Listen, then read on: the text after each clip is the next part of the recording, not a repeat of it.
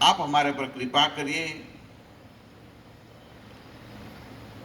हम सबको इतना दुख क्यों आ रहा है? ये कौन सा हमने ऐसा कर्म किया है इस जन्म या पूर्व जन्म में? हमने कौन सा ऐसा कर्म किया है, इस कर्म के वजह से हमको इतना दुख झेलना पड़ता है? भगवान युधिष्ठिर महाराज धर्मराज की बात को सुने। यहाँ पर सुध गोस्वामी कहते हैं, भगवान कृष्ण कहते हैं, हे धर्मात्मा, हे अजातशत्रु महाराज युधिष्ठिर,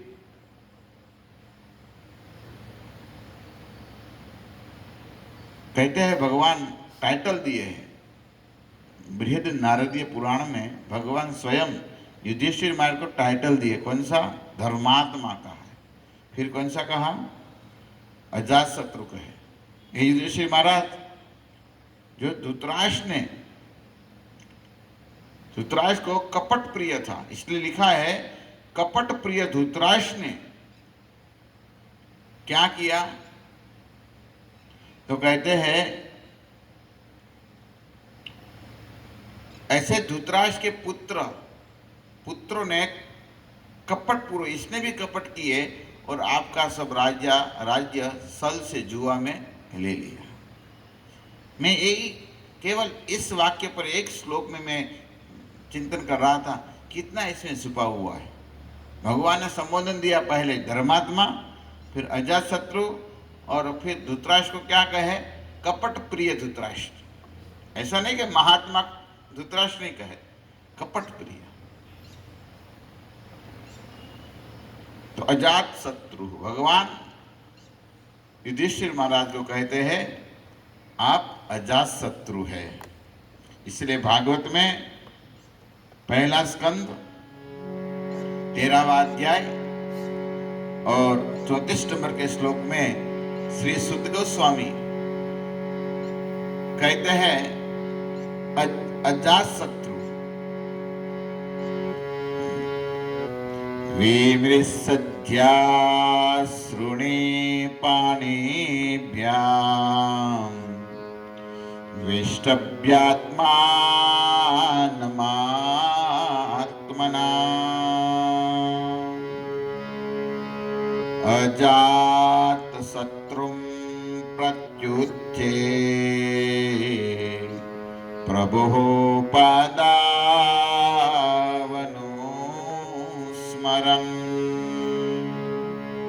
अजातशत्रु प्रत्युच्चे प्रभुः पादानुस्मरन्।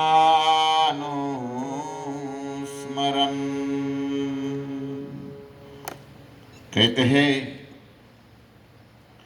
संजय धृतराष्ट्र के निजी सेवक थे।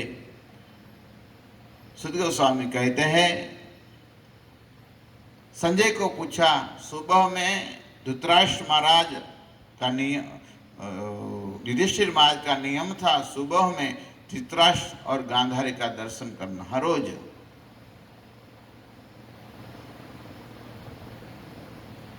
धर्मात्मा इसलिए कहा गया है, महाभारत युद्ध में धृतराष्ट्र के 100 पुत्र थे। 100 पुत्र का भीम ने यमलोक पर पहुंचा दिया। फिर क्या हुआ भाई? फिर धृतराष्ट्र बहुत दुखी हो गए, अपने पुत्र मर गए तो दुखी हो गए। लेकिन जब युधिष्ठिर महाराज राज्य पर शासन करने लगे, और तब युधिष्ठिर महाराज ने धृतराष्ट्र को इतना प्रेम दिया, वो 100 पुत्र का दुख भूल गए। एक पुत्र का दुख नहीं भूल सकते हैं, वो 100 पुत्र का दुख भूल गए। क्यों? धृतराष्ट्र 100 पुत्र का दुख भूल गए। इसका कारण था महात्मा युधिष्ठिर। महात्मा युधिष्ठिर ने ऐसा इसको सुख दिया, वो भूल गए। पल पल इसको दुख दिया था। पूरी युधिष्ठिर महाराज पांडवों को दुख ही दिया था, सुख थोड़ी ना दिया था। लेकिन तो भी लिखा हुआ है भागवत में, कहते इतना प्रेम दिया था, इतना प्रेम दिया था, वो दुखे भूल गए थे। देखो हमारा कितना भी बड़ा शत्रु हो, शत्रु को भी प्रेम करना, इसको अजात शत्रु कहते हैं। आज इसलिए यहां पर अजात शत्रु दिया है शब्द। धृतराष्ट्र थोड़ी ना इसका मित्र थे भाई, दुश्मन ही थे। है संबंध में तो सच्चा होते हैं जो भी है, लेकिन तो भी सुख दिया, दुख नहीं दिया। कभी कभी भीम ऐसा करते थे, भीम को अच्छा नहीं लगता था, तो भीम कभी कभी जाते थे और जैसे कुत्ते को चपाती फेंकते हैं ना, इसी तरह फेंकते थे, ले खा लो बुढ़ा, बोलते थे कहीं के, भीम बोल देते थे, क्योंकि इससे सहन नहीं होता। लेकिन धर्मात्मा विदुर जी जैसे भक्त महात्मा है, इसी तरह धर्मात्मा शब्द इसको भी लगा है। क्यों? युधिष्ठिर महाराज भी धर्मात्मा है। यहाँ पर धर्मात्मा शब्द भगवान ने संबोधन दिया है। कहते हैं धर्मात्मा, एक कपट प्रिय धृतराष्ट्र, और वास्तव में कपट ही किया है ना। जब आते हैं भगवत गीता का पहला श्लोक में कपट किया बताते हैं, धर्म क्षेत्रे कुरुक्षेत्रे समवेतायुयुत्सव मामका पांडवाक्षेव किम कुर्वत संजय। इसमें कहा है कपट किया इस श्लोक में। देखो महाराज जो धृतराष्ट्र ने कपट किया है। धर्म क्षेत्र के युद्ध भूमि पर मेरे और पांडव और दोनों पुत्रों ने क्या किया, युद्ध की इच्छा से दोनों एकत्रित हुए हैं। माम का, मेरा और पांडु का पुत्र, पांडु पुत्रों अलग किया इसने कपट किया, इसको कपट प्रिय था पहले से। क्यों प्रश्न देखा जाए तो होता है ना, मामका और पांडु का पुत्र इसने किया। देखो पांडु महाराज नहीं थे, पांडु महाराज की हाजिरी नहीं थी, वो स्वर्ग में सीधा गए थे। तो फिर कर्तव्य होता था, ये राजा थे धृतराष्ट्र महाराज, तो इसका कर्तव्य था भाई अपने पुत्र जैसा ही, कम से कम पांडु को पुत्र को ज्यादा रखना चाहिए। पिताजी नहीं तो ज्यादा दुख है इसको, छोटे छोटे थे ना, बड़े होते तब बात अलग है। तो इसकी रक्षा करनी चाहिए, इसका कर्तव्य था, लेकिन नहीं किया, कपटपूर्ण जिंदगी पूरा बिता दी। इससे संजय कहते कि हे महात्मा युधिष्ठिर जी, मैं भी सुबह में मेरा प्राण प्रिय नाथ की सेवा करने गया, तो यहाँ पर कहते हैं धृतराष्ट्र और गांधारी नहीं है, कहाँ गए मुझे भी पता नहीं है। तब बहुत खेद करने लगे युधिष्ठिर महाराज, ओहो मेरे चाचा चले गए, मैं इसकी सेवा करने वाला हूँ। इसलिए यहाँ पर सुध गोस्वामी इसको अजात शत्रु कहते हैं, जिसका कोई शत्रु ने जन्म भी नहीं लिया है। एक बार की कथा मिलती है, काम्य वन में पांडव जब थे, वो जो वनवास काल की जो द्वैत वन में जब पांडव जब थे तब की कथा में, दैत्य वन में, और तब दुर्योधन ने सोचा यहाँ युधिष्ठिर जी और अपने पांचों भाई के साथ यहाँ पर रहते हैं, चलो इसको मैं परेशान करता हूँ। तो युधिष्ठिर महाराज को परेशान करने के लिए वो आए अपनी सैन्य बलों के साथ, अकेले नहीं आए, कई सैन्य को लेकर आए। और सैन्य लेकर आए, फिर क्या हुआ, यहाँ पर पांडवों को परेशान करने जा रहा था, तो इंद्रदेव ने कहा देखो ये धृतराष्ट्र के पुत्र दुर्योधन मेरे प्रिय पांडव, क्योंकि ऐसे तो अर्जुन इसके पुत्र है और स्वर्ग के राजा भी है, तो पांडव को प्रेम करते थे। तो कहे मेरे जो प्रिय है पांचों भाइयों, परेशान करने के लिए दुर्योधन आया है और कई सेना के साथ आया है। तो अभी चित्रसेन नाम के गंधर्व के कहे आप जाइए और इसकी रक्षा करिए। तो चित्रसेन नाम ना गंधर्व यहाँ पर आए, और आए तो थोड़ा दुर्योधन दूर था, तो चित्रसेन गंधर्व है, वे गाने की कला है, तो ये सब गंधर्व लोग होता है ना, वो अकेले कहाँ भी नहीं जाते। गुजराती में पूछड़ू हारे लेने जाए, हाँ, पत्नी अप्सरा सब साथ में लेके जाती है, साथ में रखते हो, कहाँ भी जाए साथ में लेके जाते हैं।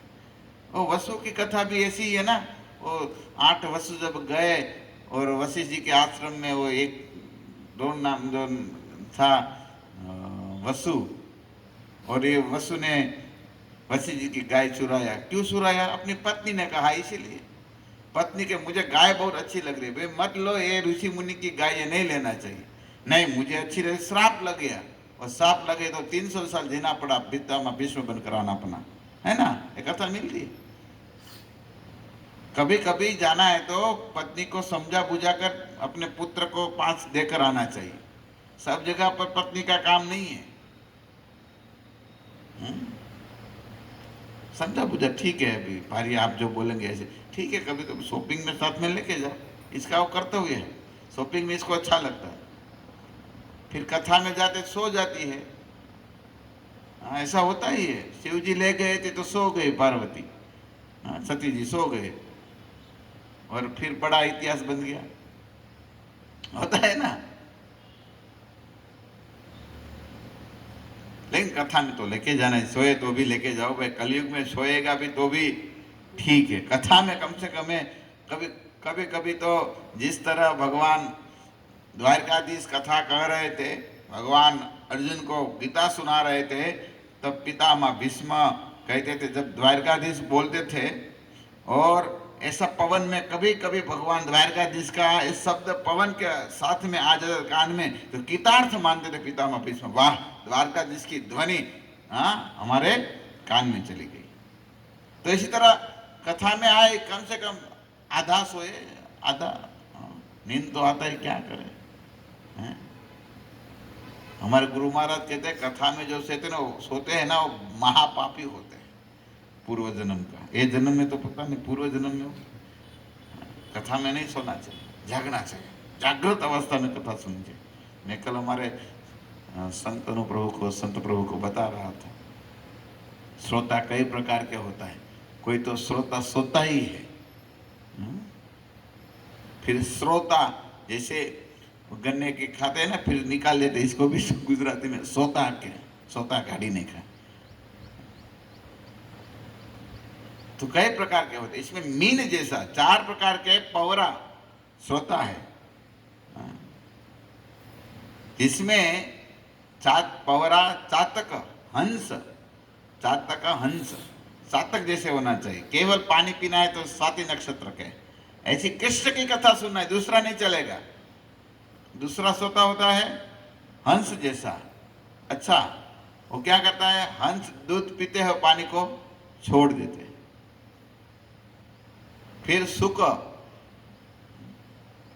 क्या करते हैं, और सुनते हैं, फिर इसको बार बार बोलते हैं, ऐसे कथा सुनते बार बार बोलना चाहिए। और फिर होता है मीन मतलब मछली जल में रहती, कभी भी आंख नहीं बंद करती। इसी तरह कथा जब सुनते हैं तब आंख बंद नहीं करना चाहिए। फिर 4 अवरा है और 4 पवरा है। इसमें कौन सा है, पहला कौन सा है, वृक भरुंड। वृक एक प्राणी है जंगली में, वो क्या करता है, वो जब कथा चालू होता है तो कोई जब अच्छा बातचीत होता है तब रोना और चिल्लाना चालू कर, ऐसे करता है।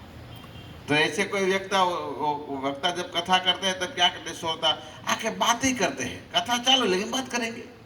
एक ये श्रोता किसको बोला जाता है, वृक जैसा। फिर वरुण, वरुण जैसा क्या होगा, वो सभा भरा है, अच्छा, और सभा में सबसे पीछे आएंगे और फिर बैठेंगे सबसे, सबको डिस्टर्ब करेगा। और कौन सा बोलता है, वरुण। फिर आता है वृष, बेल के तरह, जो भी दो जब खा, बेल को आप कुछ भी दो सब खा लेता है ना, इसी तरह सब सुनेंगे, ये बाबा का भी सुनेगा, ये बाबा भी सुनेगा, सब बाबा का सुनेगा। और गंतव्य स्थान पता नहीं कौन सा कृष्ण कथा, कौन सा कुछ भूल जाए, जो भी आएगा सबका सुनेगा। हम तो धर्मात्मा है, सबका सुनकर फिर पछते। और आत्म में होता है ऊष्ट, ऊंट जैसा। ऊंट होता है ना, वो ऊंट क्या करता है, वो बबूल होता है ना, बबूल का पेड़, कट्टे वाले जो कंटक होता है, इस पेड़ वो पेड़ होते इसको खाते हैं। वो जैसे बेर का पेड़ होता है या बबूल का पेड़, वो खाते हैं और मुंह में वो हिलाते हैं, और फिर वो कंटक होते हैं इसके मुंह में लगते तो खून बहता है इसके मुंह में, और तब इसको ऐसा लगता है वाह वाह ये कंटक कितना अच्छा है। अरे भाई तू तेरा खून पी रहा है, अपना अपना इसको अच्छा लगता है। इसी तरह ऐसे ऊंट जैसे श्रोता होता है, वो क्या करते हैं, अपना गुणगान करते हैं, वाह मैं अच्छा, मैं अच्छा। ऐसे चार प्रकार के श्रोता, अवरा है और पौरा है। ऐसे कल बताया तो मेरे को याद आ गया, तो मैं आपके सामने रखा। तो यहाँ भी ऐसे हम बात कर रहे हैं, बात में आ गया, इसलिए मैं कह रहा हूँ। कहाँ पर थे हम कथा में, कौन सी कथा में, अवरा पौरा में सब में आ गए।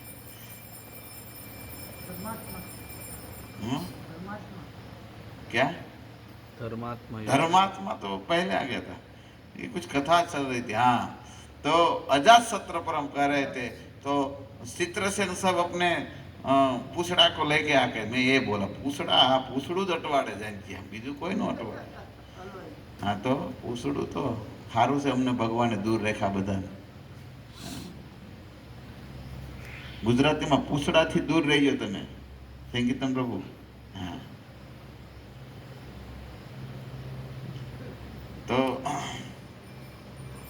तो कहने का अर्थ है, देखो कथा में भी इतना विलप कर देते हैं, फिर ऐसा तो उपानंद लोग जानते होंगे, हमको नहीं पता। जहाँ भी जाते हैं साथ में रहता है, तो साथ में आए थे सब, गंधर्व के साथ सब पत्नी सब आए, डांस कीर्तन सब हो रहा था। और दुर्योधन आया तो देखे, अरे ये सब अप्सरा सब पत्नी अच्छी है। तब चित्रसेन की जो कन्या थी, इस कन्या को कुछ छेड़छाड़ किया, और फिर चित्रसेन ने देख लिया, चित्रसेन ने जैसा देखा और पकड़ लिया, और पकड़ लिया, बस अभी मृत्यु दंडेगा, बस दूसरा कुछ नहीं। अभी गंधर्व है, गंधर्व के पास इसका क्या चलेगा भाई, देवता है ना, तो देवता के पास दुर्योधन का क्या चलने वाला है। फंस गए, अब फंस गए, लेकिन दुर्योधन के साथ क्या सेना थी, बाजू में जो पांडव की सावनी थी, यहाँ पर गए और कहे कोई गंधर्व आके दुर्योधन को मार रहे, हे युधिष्ठिर महाराज आप इसकी रक्षा करिए। युधिष्ठिर महाराज देखे अर्जुन को, जाइए अब जाइए, तो कोई ध्यान नहीं दिया, क्योंकि वो तो चाहते थे मरे तो अच्छा है, हम सब कुछ टेंशन मटे, सब पहला बड़ा कंटक मर जाए, तो चाहते थे। तब वो कोई ध्यान नहीं दिया, तो फिर भीम को कहे, भीम आप जाइए मजले भैया। मजले भैया बोले, वो तो क्या है, युधिष्ठिर महाराज के सामने अर्जुन सहदेव नकुल तो कुछ नहीं बोलते थे, कभी कभी मजले भैया बोल देते थे। मजले भैया ही होता है सबके, कुछ लीला अलग होती है मजले भैया की। वो बोल देते थे, महाराज मरे तो मरने दो ना, हमारा भी कंटक है, हमको जो करना है वो दूसरे कर रहे, क्यों हमारा जैसे अच्छा होता है। तो बोले देखो ये सही आपको शोभा नहीं दे रही है, आप दोनों नहीं जाए तो मैं जाऊंगा।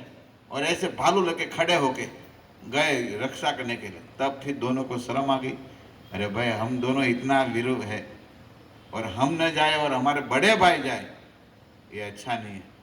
और तब तुरंत अर्जुन गए और चित्रसेन को बांध दिए और इसको छोड़ा लिए। कौन का है? धर्मात्मा, अजात शत्रु युधिष्ठिर महाराज। युधिष्ठिर महाराज कभी भी दूर, पूरा महाभारत आप पढ़ लो, 1,00,000 श्लोक का है, इसमें कई लीला है।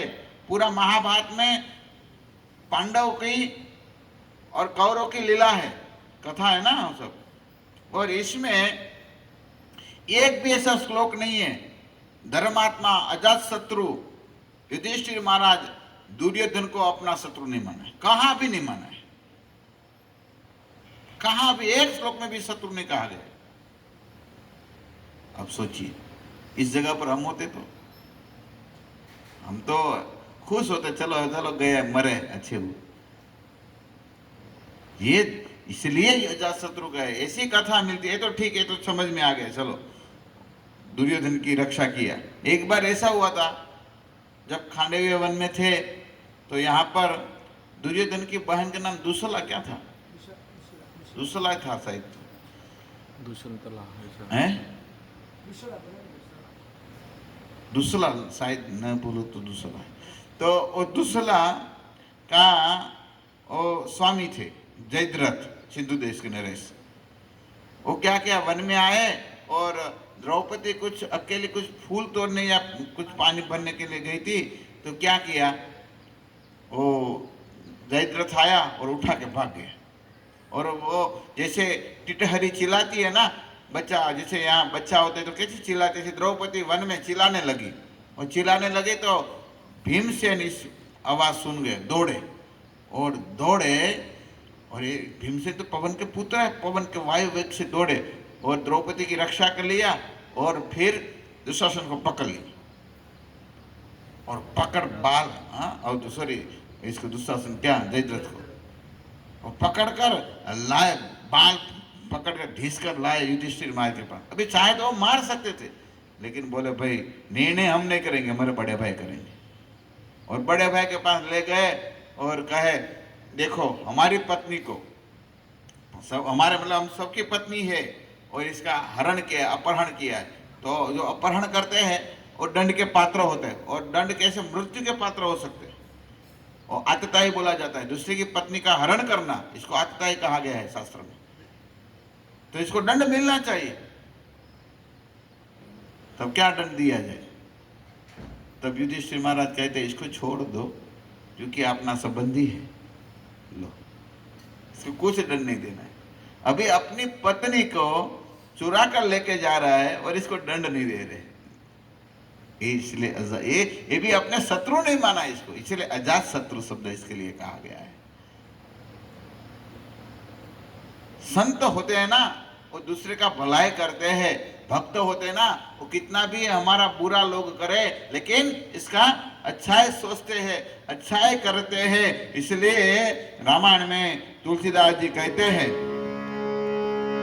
उमा संत की यही बड़ाई, मंद करत जे करही भलाई।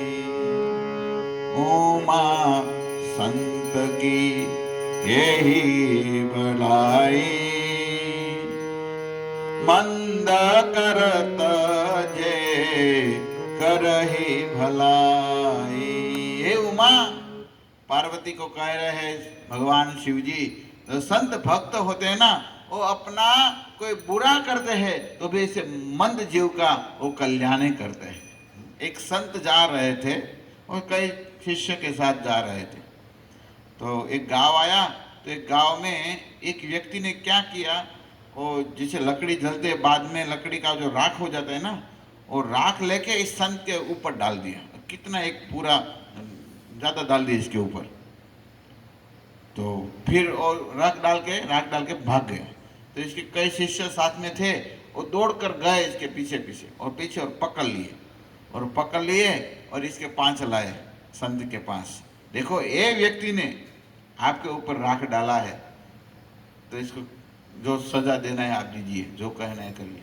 तब वो संत कहते हैं, देखो इसको छोड़ दो, इसको आप क्यों परेशान करते हैं, इसने तो केवल राख डाला है, मेरे पर थोड़ी ना गरम गरम कोयला डाला है। ये संत का स्वभाव होता है, छोड़ दो इसने तो कोयला थोड़ी ना डाला है, इसने तो राख डाला है, छोड़ दो छोड़ दो। संत होते हैं, भक्त होते हैं, अपना शत्रु को भी वो मित्र मानते हैं। हमारे रघुनाथ दास गोस्वामी की कथा आती है। रघुनाथ दास गोस्वामी के पिताजी और बड़े पिताजी जो गोवर्धन मजमूदार और हिरण्य मजमूदार को जो टैक्स चोरी किया था दो भाइयों ने, तब वो दोनों भाई भाग गए थे और एक जो इसके जो बड़े राजा मुसलमान थे मुगल, वो आए थे और इसको पकड़ के ले गए थे रघुनाथ दास गोस्वामी को, और पकड़ कर ले गए और फिर 4-5 दिन रखा जेल में, और फिर एक दिन गए इसके पास, छोड़ा और कहे आपका पिताजी को बोलो हमारा जो टैक्स चोरी किया वो दे दे। तब रघुनाथ दास गोस्वामी बोलते हैं आप भी मेरे पिताजी हैं, वो ने आप भी मेरे पिताजी हैं, मैं तो आपको शत्रु मानता ही नहीं हूं, क्योंकि आप सब राज कार्य करने वाले हैं, तो दोनों राजा तो भाई भाई होते हैं, इसलिए मैं आपको तो शत्रु माना ही नहीं कभी। इस बात पर वो मुगल प्रसन्न हो गया, बोले आपका पिताजी ने जो चोरी किया वो हम माफ कर देते। देखो, इसलिए संत होते हैं वो कभी अपना कोई शत्रु जन्म ही नहीं लेते हैं। इसलिए कहा गया है साधु के लक्षणों में, भगवान कपिल देव कहते हैं, आता है आपको किसको श्लोक आता है, तितिक्षव कारुणिका सुह सर्वदेही नाम अजात शत्रु शांत साधु साधव भूषण। साधु का भूषण है, कभी भी कोई शत्रु इसका जन्म न ले। हम भगवान को प्रार्थना करते प्रभु हमारा ऐसा जो आपने कहे एक गुण आए, तो पल पल शत्रु बन जाता है, हमारी कोई बात नहीं मानते तो हमारा शत्रु बन जाता है, पता है ना, ऐसा नहीं करना चाहिए। तो ऐसे धर्मात्मा को धर्मात्मा शब्द दिया, दूसरा क्या कहे अजात शत्रु। समझ में आ गया ना युधिष्ठिर महाराज अजात शत्रु क्यों कहा है, क्योंकि इसका कोई शत्रु ने कभी भी जन्म नहीं लिया था, इसलिए अजात शत्रु कहते हैं। और धृतराष्ट्र को कपट प्रिय क्यों कहा, जैसे मैं आपको बताया, वो कपट इसको प्रिय था, ऐसा कपट ही किया है, पांडवों के साथ पूरा कपट किया है। देखो हस्तिनापुर के युवराज बनने लायक तो कौन थे, किसका नियम था, युधिष्ठिर महाराज का, और बना भी दिया था, और इसको तो नहीं बनाना था, लेकिन महात्मा विदुर थे, द्रोणाचार्य से पितामह भीष्म, सब कहने से वजह से इसको बनाया, क्योंकि लायक तो वो थे। ऐसे 100 भाइयों में दुर्योधन बड़ा था ना, और दुर्योधन से भी बड़ा तो जन्म किसका पहले हुआ था, युधिष्ठिर महाराज का, तो युधिष्ठिर महाराज बड़े थे, तो ये भी एक तो वो राजा बनने लायक थे। दूसरा धृतराष्ट्र को केवल टेम्पुरनी राजा बना गया था, लेकिन वो अपना मान लिया, समझ में आया, तो फिर जिसकी धरोहर इसको देना चाहिए लेकिन दिया ही नहीं, अभी युवराज बनाए तो भी नहीं देना चाहते थे, आप सोचिए।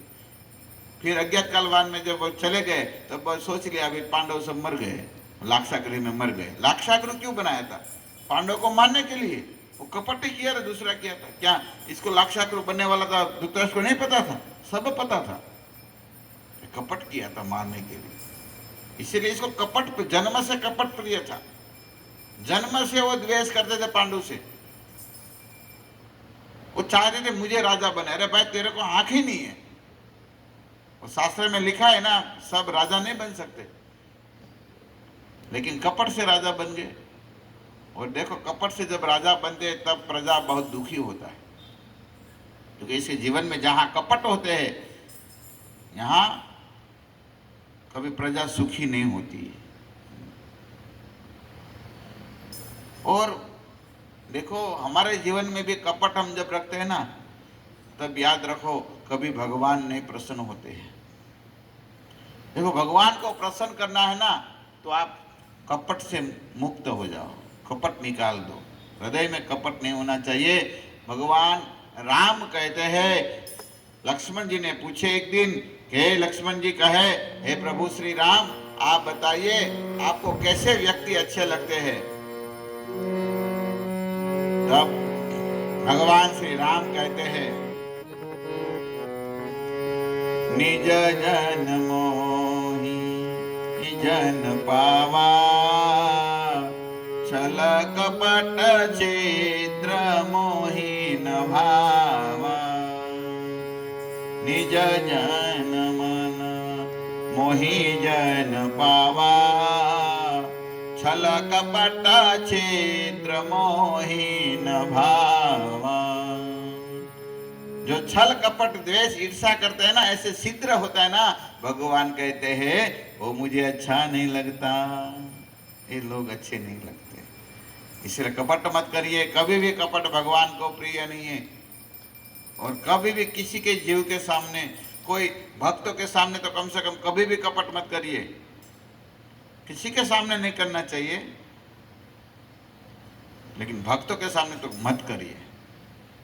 भगवान को कपट, क्या संसार में लोग ऐसे हैं ना, भगवान के सामने, भक्तों के सामने भी कपट करते हैं। एक व्यक्ति था, वो हनुमान जी के पास गए और हनुमान जी को कहते हैं, हे हनुमान जी, मुझे पुत्र नहीं है, आप मुझे पुत्र दीजिए, और मुझे जो पुत्र हो जाएगा तो मैं क्या करूंगा, हीरा का हार पहनाऊंगा। हीरा समझ में आता है ना, डायमंड, डायमंड हीरा का हार पहनाऊंगा। भगवान हनुमान जी की कृपा हो गई, इसको पुत्र हो गया। अब पुत्र हुआ तो इसकी पत्नी कहती है, चलो चलो, हमने हनुमान जी को कहे थे